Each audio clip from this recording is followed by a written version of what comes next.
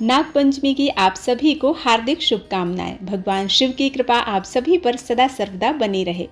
घर पर नाग पंचमी की पूजा करने की सही विधि क्या है, नाग पंचमी की डेट क्या है 2023 में, शुभ मुहूर्त क्या है और इसका महत्व क्या है, और इसके साथ ही आप जानेंगे नाग पंचमी से जुड़े कुछ रोचक तथ्य।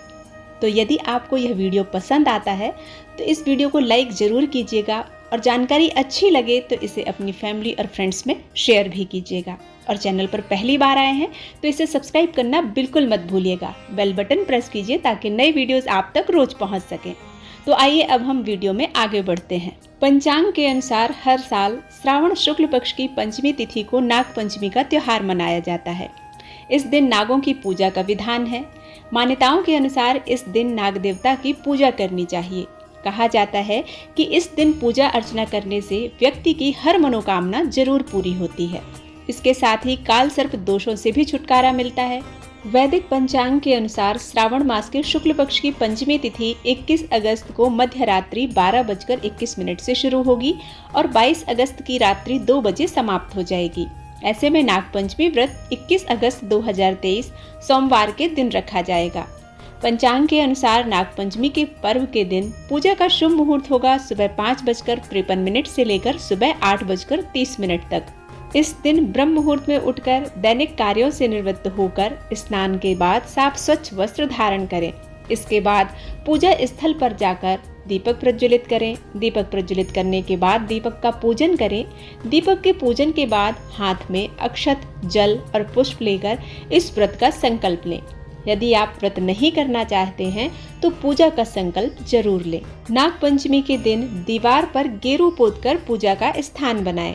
इसके अलावा अपने घर के प्रवेश द्वार पर नाग देवता की तस्वीर भी लगाएं। नाग देवता की पूजा सुगंधित पुष्प, कमल और चंदन से करनी चाहिए। इस दिन घर में खीर बनाएं और ब्राह्मणों को घर पर बुलाकर भोजन कराएं। इसके साथ ही इस भोजन को भगवान को भी अर्पित करें। इस धार्मिक अनुष्ठान को करने के बाद इस खीर को प्रसाद के रूप में भी स्वयं ग्रहण करें और दूसरों को भी वितरित करें। अगर आपके आसपास सपेरे हैं तो उन्हें दूध और पैसे दें। नाग पंचमी के दिन नाग देवता की प्रत्यक्ष पूजा के अलावा घर के पूजा स्थल पर दरवाजे पर गाय के गोबर से 8 नागों की आकृति बनाकर उनकी विधिवत पूजा करनी चाहिए। जल से अभिषेक कर पुष्प, हल्दी, रोली, अक्षत, घी, गुड़ अर्पित करना चाहिए। इस दिन अनंत वासुकी, पद्म, महापद्म, तक्षक, कुलेर, करकट, शंख, कालिया और पिंगल नाग देवता की पूजा का विधान है। इन नागों की पूजा से राहु केतु के अशुभ प्रभाव को शांत किया जा सकता है। नाग पंचमी के दिन नाग देवता की पूजा करने से काल सर्प दोषों से मुक्ति मिलती है। नाग देवता को घर का रक्षक भी माना जाता है। कहा जाता है कि इस दिन नाग देवता की पूजा करने से घर में सुख, शांति और समृद्धि आती है। इसके साथ ही विधि विधान के साथ पूजा करने से महादेव प्रसन्न होकर व्यक्ति की हर मनोकामना पूरी करते हैं। इसके साथ ही नाग पंचमी पर पूजा करने से कुंडली में काल सर्प दोष का प्रभाव भी कम पड़ता है। हिंदू धर्म ग्रंथों के अनुसार ब्रह्मा जी के पुत्र ऋषि कश्यप की 4 पत्नियां थीं।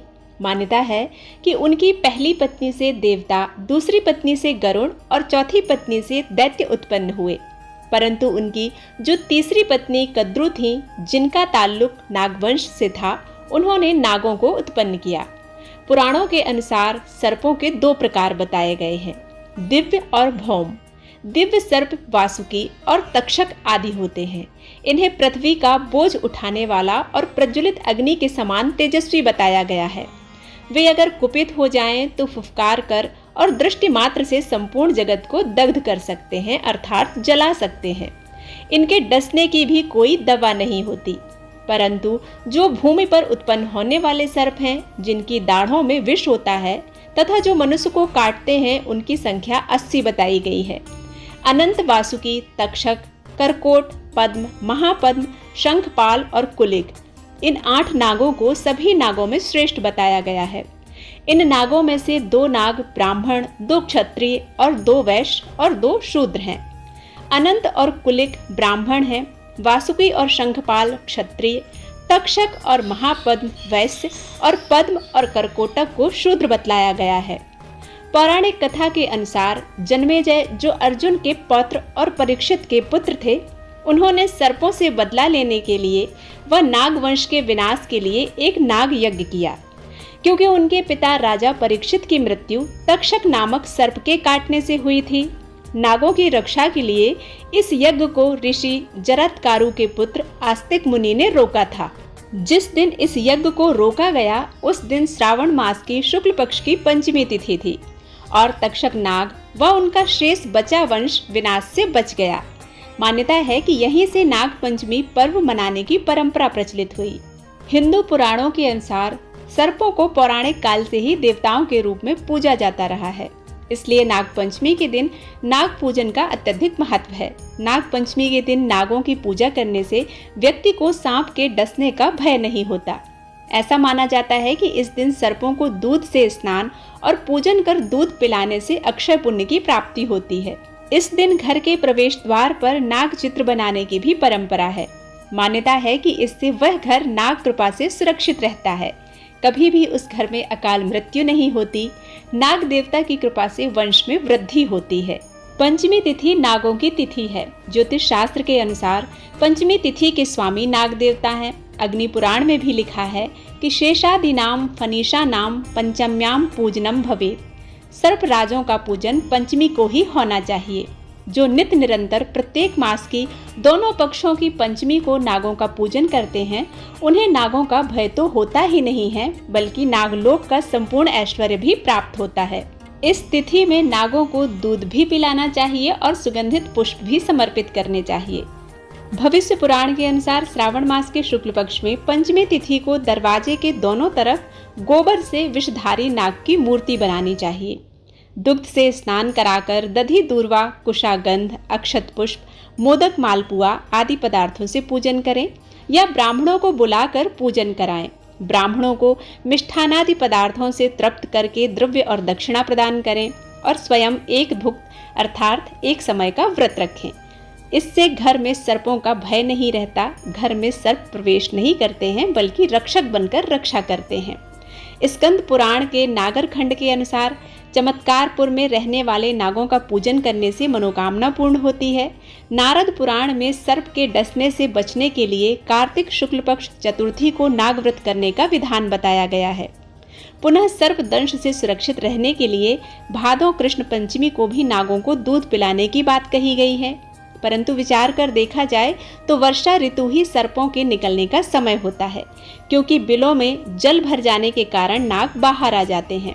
शरद ऋतु में नागों के दर्शन नहीं होते, गर्मी में भी यदा कदा ही नागों के दर्शन होते हैं।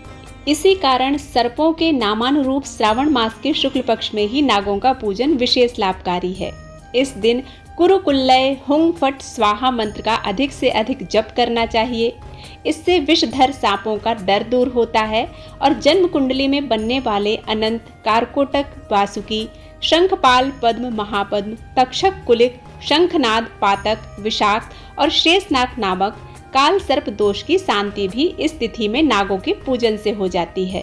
स्त्रियां पुत्र प्राप्ति की कामना से सर्पराज्ञी मनसा देवी की पूजा करती हैं। गौरी पूजन के प्रसंग में हिंदू महिलाएं बांझपन दूर करने के लिए नागों को पूजती हैं और नाग पूजन से भगवान शिव प्रसन्न होते हैं और आयुष्य प्रदान करते हैं, अर्थात दीर्घायु प्रदान करते हैं।